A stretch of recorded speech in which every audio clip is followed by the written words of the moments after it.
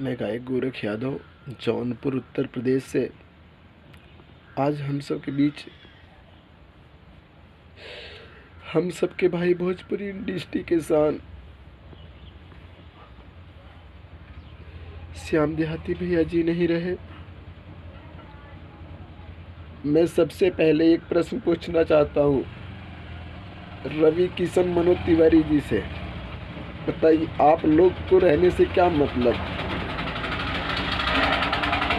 Bhojpuri industry का एक लाल हम लोग को छोड़ के चला गया। आप लोग भी भोजपुरी इंडस्ट्री से जुड़े हो ना?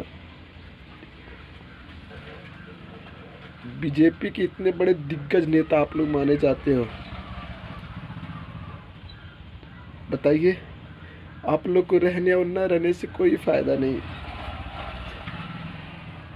मेरे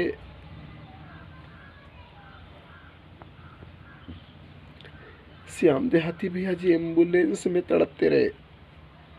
धिक्कार है गोरखपुर की हॉस्पिटल के सभी अधिकारियों को। एक बेड तक नहीं मिला।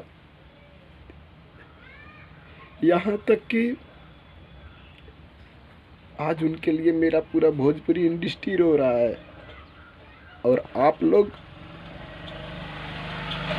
दोनों लोग को कोई फर्क नहीं पड़ता।